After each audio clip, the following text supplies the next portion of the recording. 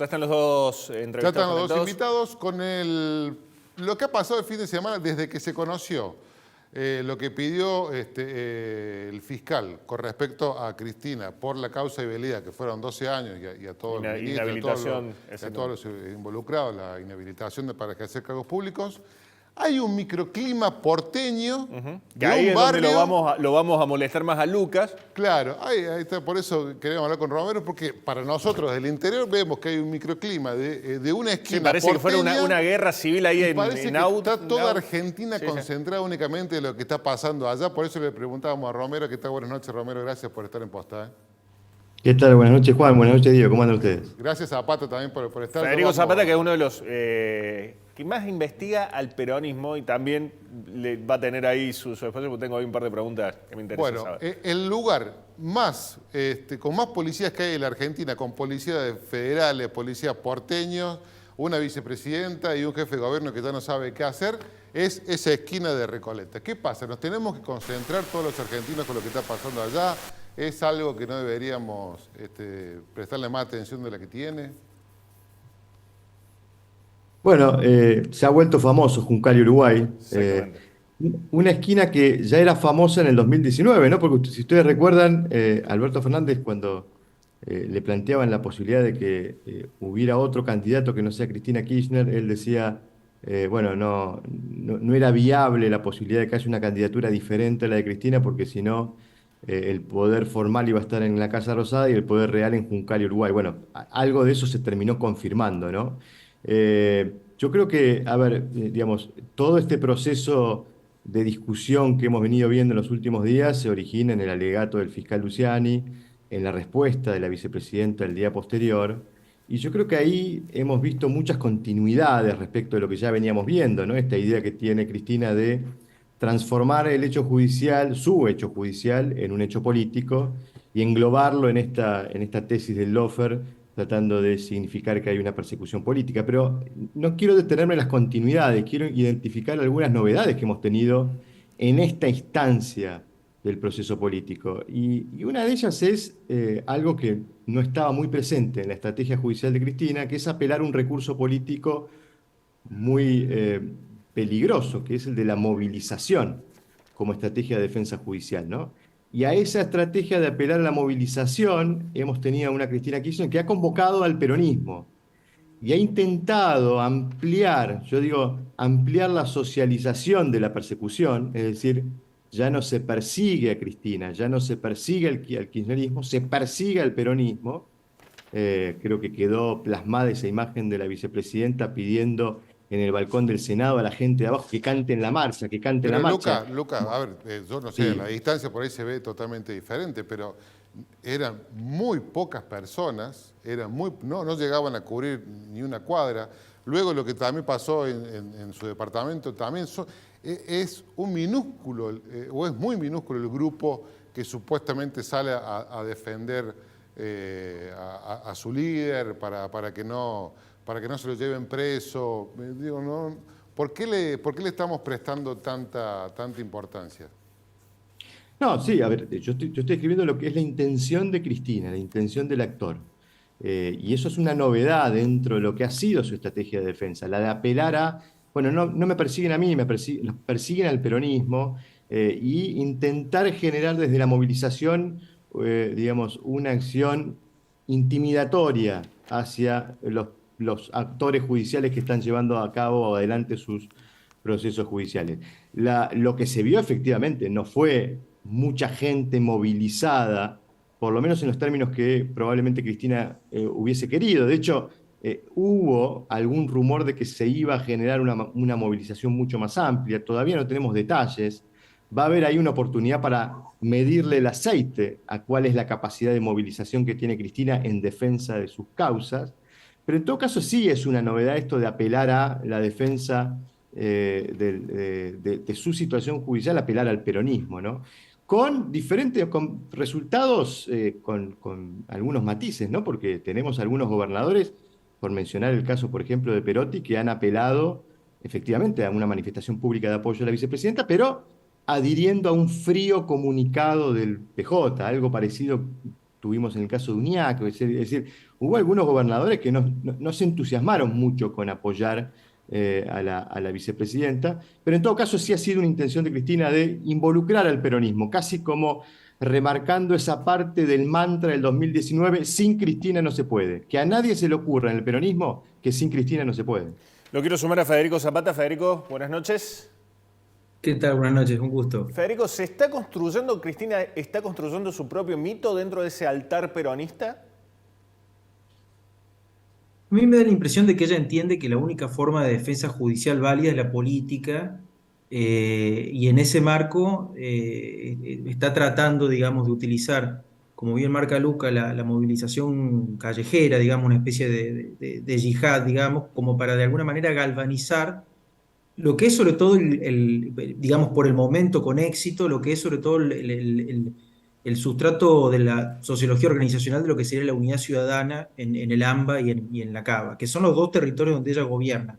Ella gobierna fuertemente a través de la Cámpora, la ciudad de Buenos Aires, y gobierna la provincia de Buenos Aires. Y eso es claramente lo que está, digamos, lo que ha logrado galvanizar, ¿no? El resto, por el momento, más allá de, me imagino, de las presiones a las que estarán sujetos, por el momento es una gran incógnita. Me da la impresión de que el resto del peronismo no está muy cómodo con la situación. Federico, y en ese punto, esa galvanización es algo que también están remarcando muchos desde el kirchnerismo. Bueno, que creían que nos iban a acorralar y lograron unirnos, creían que nos iban a fulminar, y Luciani lo que logró es que estemos todos juntos acá, de nuevo, detrás, encolumnados de una idea, no como hasta hace 2 semanas que se están matando entre todos. ¿Esa lectura es correcta o es una lectura muy micro del kirchnerismo más duro? Es una estrategia defensiva. Lo que pasa es que vos fijate que tiene como una serie, digamos, tiene una serie de pilares que hay que testear en las próximas semanas. Primero te diría que es una estrategia que se basa en producir crisis. Digamos, cuando el kirchnerismo en su momento hegemónico se trataba de producir un orden, hoy el kirchnerismo produce una crisis en la calle, digamos, como una especie de instancia casi extorsiva hacia el Poder Judicial. Eso que galvaniza hacia adentro a los sectores más progresistas, más radicalizados del kirchnerismo, también hay que ver cómo funciona hacia afuera. No está claro digamos, si es un canal de fidelización de la relación con la sociedad, o si es una especie de cajón de Herminio Iglesias que está montado con una finalidad judicial, pero que desde el punto de vista de la sociedad puede ser muy dañino. Entonces, a mí me parece que esas dos dinámicas hay que ver cómo funcionan en las 2 próximas semanas. La relación con la sociedad y esta idea de un kirchnerismo que en lugar de producir orden produce crisis. Eso me parece que es un cambio muy sustantivo. Lucas, ¿qué te parece esto que acaba de decir Federico? Coincido con Federico y de paso lo saludo.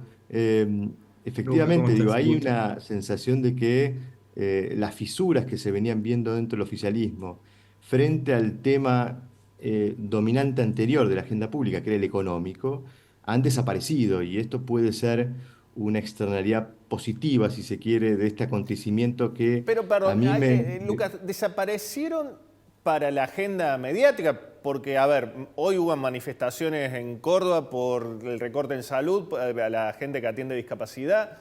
Mañana hay un paro docente. O sea, desapareció de la agenda mediática, es así. Sí, claro, desaparecieron en la conversación pública de los actores del oficialismo, ¿no? Aparecieron más sintonías que diferencias. De hecho, hoy incluso el propio Grabois ya empezó algún señalamiento nuevamente hacia lo que es la política económica de Sergio Massa. Es decir, la conversación pública tuvo un abordaje, un tema dominante, que fue la situación judicial de Cristina. Ahora, de ninguna manera eso puede ser conveniente para Cristina. Digo, yo creo que acá tenemos que hacer algún análisis un poco más fino de a qué hacemos referencia cuando hablamos de centralidad, ¿no? Porque, digamos, la centralidad de por sí no necesariamente es positiva, ¿no? Si uno ocupa la escena, digamos, en una escena en donde domina un tema que es corrosivo, que es negativo para uno, no es una centralidad positiva. Yo en esto coincido con Federico en el sentido de digamos, una reacción, hay una defensa de Cristina frente a lo que ocurre judicialmente, pero digamos, es difícil pensar que estos pueda transformarse en un hito positivo para la consideración pública, digamos, del oficialismo, del peronismo, del kirchnerismo, y para las posibilidades electorales del kirchnerismo. Digamos, Cristina ha tenido que disimular su presencia en la oferta electoral, tanto en 2015 como en 2019, para poder construir una mayoría ganadora. En 2015 quedó corta, le faltaron un par de puntos, en 2019 ganó, pero uno imagina que en 2023 va a tener que repetir el truco, ¿no? De tratar de disimular la presencia de lo que es su Pero ¿no espacio te político parece, dentro Lucas, del que peronismo. esto es el truco que, digamos, se puede llegar a dar, lo que está buscando ella? Porque de pasar del titular a una expresidenta, a una actual vicepresidenta, al borde de ser condenado con un proceso que la puede llegar a condenar por defraudación o por malversación de fondos, a ser una personalidad defendida por un vasto sector de la política y que al mismo tiempo ha generado un montón de chisporroteos dentro de quienes son la oposición, porque parece que los más afectados no fueron los titulares en contra de Cristina, sino los mismos representantes de Juntos por el Cambio, por ejemplo, que están ahora peleándose a ver quién es más duro o quién dice algo peor o quién actúa peor contra Cristina.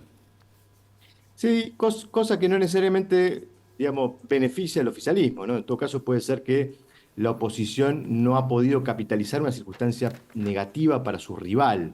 ¿Por qué? Porque nuevamente se exponen las tensiones internas. Digo, ahí hay un espacio donde hay muchos que tienen aspiraciones, esas aspiraciones están bajo competencia y esa competencia produce que cada uno quiera sacar tajada de cada una de las circunstancias que ofrece la coyuntura política, y permanentemente vemos que esas divisiones, esas tensiones en la oposición aparecen y emergen en cada uno de los temas, sobre todo en temas, insisto, que ponen incómodo al oficialismo, ¿no? Pero insisto en este punto en remarcar, digo, yo no creo que este sea un escenario conveniente, a pesar de que claramente hay una centralidad de Cristina en la escena, porque ha sido la protagonista de la escena política en los últimos 10 días. Pero creo que para simplificar, y usando alguna terminología que usamos los que habitualmente ocultamos la opinión pública, y miramos las tendencias electorales, ¿no? Puede ser que esto ayude a galvanizar el piso, en esto coincido con Federico, ahora también, digamos, galvaniza el techo, ¿no? Porque hay una gran mayoría de la opinión pública que tiene una mirada muy crítica de la figura de Cristina, particularmente por su situación judicial y la sospecha de corrupción. Bueno, esto no hace más que consolidar ese techo muy bajo que tiene la vicepresidenta y que le impide ser una figura competitiva electoralmente ¿No hablando. creen que de acá sea el Cristina presidenta? No creen que ustedes va a terminar decantando esto, que es el pedido que se está empezando a mover ahí, inclusive algunas gorras. Cristina presidenta 2023. Federico, si querés empezar vos. A mí me da la impresión de que hoy en el ecosistema del kirchnerismo la que mejor fideliza los votos efectivamente es Cristina, con la salvedad que planteó Luca recién de que efectivamente están en un piso, digamos, históricamente bajo y en un techo, digamos muy, muy cortito en relación. Entonces, a mí me parece que la fórmula de transitividad que ella utilizó, que era la posibilidad de que ella designar, digamos, a una figura moderada para poder ampliar su techo, está en crisis con el proceso, digamos, del Frente de Todos. Digamos, ese fracaso le va a dificultar mucho a ella poder utilizar esa misma fórmula. Entonces a mí no me extraña que de cara al 2023 ella tenga un rol protagónico de alguna manera en la oferta electoral. Ahora, eso no quiere decir que todo el peronismo se encolumne atrás de eso.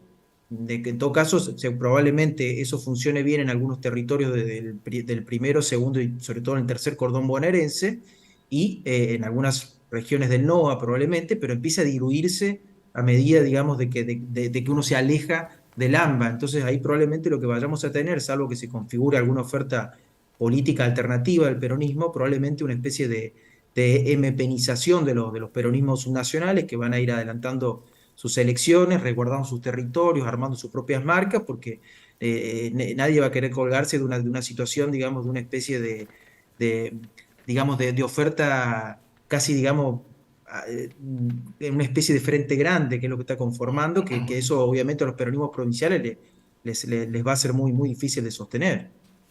Lucas. Federico, muchísimas... Perdón, no, quería cerrar ahí con Lucas, a ver qué opinaba de este Bien. Cristina 2023. No, hay un tema interesante con Cristina. Efectivamente, si uno mide desde el punto de vista electoral, hoy Cristina junta más votos que nadie dentro del peronismo.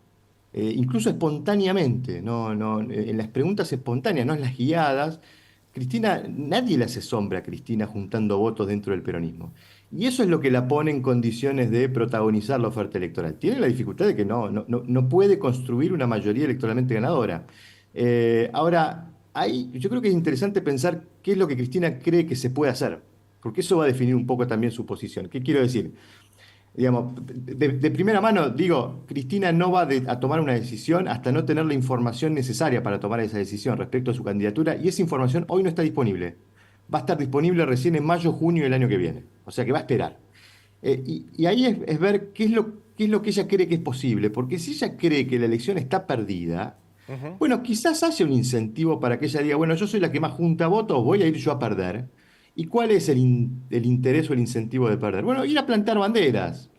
Ella sabe que se viene una reforma previsional, una reforma laboral, una reforma impositiva, suba de tarifas, aumento del gasto. Lo sabe porque es lo que está pidiendo el fondo. Y cuando el 10 de diciembre asuma un nuevo presidente, si hay cambio de gobierno, el fondo lo va a estar esperando reclamándole eso. Entonces, puede decir, yo voy a plantar las banderas en esta campaña de lo que creo que va a ocurrir a partir del 10 de diciembre de 2023 y con eso lidero la oposición. Entonces, yo no descartaría que ella pueda protagonizar la escena si es incluso en un escenario a perder. Pero bueno, habrá que ver cómo transcurre la economía de acá a mayo, junio del año que viene, que es cuando hay que definir las candidaturas, ¿no? Gracias a los dos, la verdad han sido, primero, la generosidad de compartir el espacio en primera medida y segundo, por los conceptos que han compartido, la verdad son espectaculares.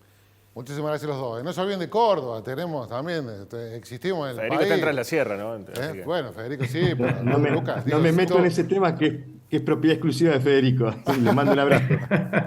Muchísimas Un abrazo gracias. muy grande, un gusto. Gracias, Bonita gracias por charla. estar,